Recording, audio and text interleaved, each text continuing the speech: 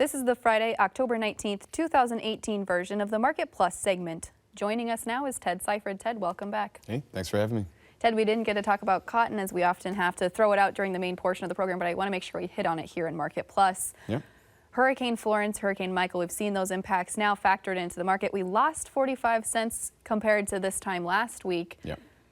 Why is that? I figured at this point maybe we would see a little strength. Some farmers are having 100% crop loss for cotton. Yeah, basically all that's done so far is get us to stop making new lows. We have kind of bounced off the low a little bit, but we're even struggling holding on to that. You know, there's a couple problems. One, our exports aren't nearly as robust as they had been last year. Obviously the issues with China are part of that, and the stronger dollar is a part of that. We also see that Turkey is really coming on strong with their crop, and they're going to be very competitive. So that's just, the concern is that we just have too much cotton. So losing some of that, at least to this point, has not really excited the market. But like you said, I mean, talking to growers in Georgia, I mean, there's some major losses there. There's some quality concerns from recent rains in Texas and Arkansas. So we've really thrown a lot at this cotton crop, and we'll see at the end of the year.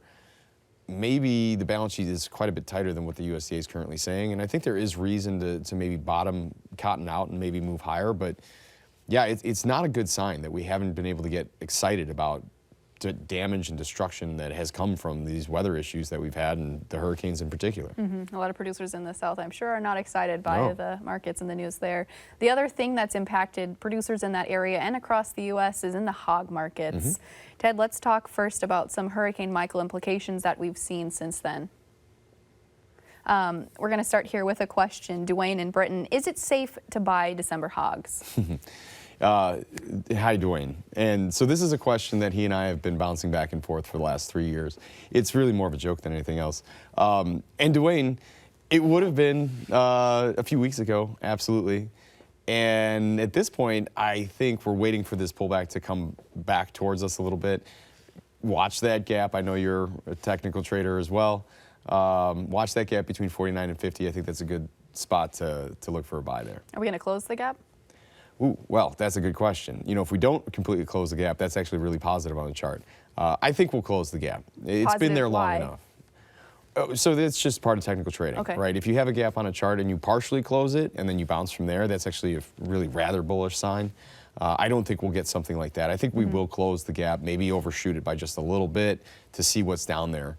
And then bounce back up. But that's where my target would be to buy hogs, to answer Dwayne's question, would be right around 49.50, 49 and a quarter. December hogs, basis December hogs. Okay. Ted, I'm just blown away by the moves the hog markets have been making lately. We've seen African swine fever kind of now factored into the market and maybe just done for now. Lost, I think, 340 from last week compared to this week. Are we done? Are we done factoring in all of those features and factors? So like we just talked about, I think we have more downside potential to go and fill that gap. But longer term, I'm a demand bull for all livestock. And with the big discount that we're trading the December hogs to cash, there's room to come back up. And I think we will come back up. But before that happens, technically speaking, and right now after breaking some very key technical support areas, I think it's just simply a technically driven market. We're going to go. We got to see what's in that gap, and then from there, I think we can bounce. Let me ask you this, Ted. We've got tariffs in place with China right now for pork production, but pork is their #1 consumed protein by a long shot. If prices continue to be lower or favorable to exports, will China have any need to come and source some pork from the U.S. if their African swine fever epidemic continues? They're very unlikely going to need to come and source pork from the U.S. Very likely they're going to go to Europe. I mean, just logistically, it's much better for them. But not only that, I mean, look at the tariff situation. And China's trying to avoid us in every market possible by all means possible. But, you know, you can talk about demand displacement. You can say if China's going to go buy more pork from the EU, for example, then somebody else might have to come and buy more from us. So overall, it is a positive thing for prices, for pork prices, if this is to continue to spread. We really don't know the extent of the problem in China. They say that it's being contained. They say that they're going to take care of it. we never really know what to believe coming out of China. I think the problem is bigger than what is being talked about. If you look at the deferred contracts in hogs, there's a premium that is built into that. So I do think that it's a bigger problem, and I think that will really help our exports over time. But it's not something that's going to happen immediately, and it's probably not going to be exports to China. Sounds like a long game for pork producers. There you go. All right. Ted, let's take some social media questions. We've got a bunch in this week about weather, so I want to take a couple of those. Jared, and I think it's Mattoon, Illinois. Sorry, Jared, if I mispronounced that. He said, with whole fields being rode off in the non-I states, have weather scares been reborn to technical analysts and markets? That would have been a great question on Monday. You know, with whole fields being written off, yes, there's some of that, but there's some of that every year. And yes, we did do some damage with the weather that we've had. Again, now that weather's looking better, so we've kind of taken some of that premium out of the market. But let's think about it this way. In an 885 million bushel carryover in soybeans, we could wipe out almost a third of the crop and still have enough soybeans for the demand that we have this coming year, the way things stand right now. So it's very difficult to get terribly excited about demand issues. Now, I'll say this, the highest yield number that we're going to see for soybeans is probably now behind us because of what's happened. So that is supportive to the market in the sense that maybe things aren't getting worse at this point, and we've already priced in the more negative things for now. I do think that the market should have some optimism that we get something done. I think between now and the end of the calendar year, we should express that optimism and hopefully see some higher prices. But as we were talking about in the main portion of the show, if we cannot get a deal done with China by the time we get to 2019, January 1st, 2019, if we don't, or if South America doesn't have a major weather issue, then when we get into the acreage conversation and we're making our decisions right before we get into planting, the market is going to try to eradicate as many soybean acres as it possibly can. And that could be done in a very ugly way, and it will manifest itself on the board. So we need to be vigilant for that. If we get higher trade between now and the end of the calendar year, we really want to be doing things to take advantage of the pricing opportunities that we see. But we don't know. We really don't know what happens with the trade, with U.S. and China trade talks. Hopefully something gets done. I just got to say, with what we saw last week, and the market really started to feel the same way I do, I think we're just so far away from doing that. And at the moment, I don't have a whole lot of hope that we will. I think a lot of producers feel the same. Ted, you kind of took the weather questions there, so I'm going to skip down here.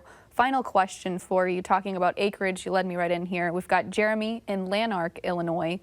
What percentage of the 2019 crop sold would you be looking at for corn and beans, given the increase in corn acreage and decrease in beans expected, and the balance sheets adequately supplied for the upcoming year? That's kind of a marathon question there. No, but it's a great question. Good job, Jeremy. It's a difficult question to answer knowing what we know right now, or I guess I should say not knowing what we don't know right now. We don't know if a deal gets done. Acreage is going to be a very fluid thing. We're going to talk about it almost every day, but we're really not going to have any good idea on acreage until just before we start getting into planting, or shortly before. And that's because right now we're not expecting a deal to get done with China, but we're holding out hope. So you have guys that are going back and forth almost on a daily basis on what their plans are for next year. That will continue on for quite some time. If we get a deal done, soybean acreage will, I think, still should come down a little bit, but not really more than 1 million or 2 acres. And corn might pick up 1 million of that. So, you know, similar to what we saw this past growing season. But if we don't get a deal done, there's estimates that soybean acres could drop 7 million or so. I don't know if I'd be that aggressive. I think it should happen. I just don't know if that's going to happen from one year to the next.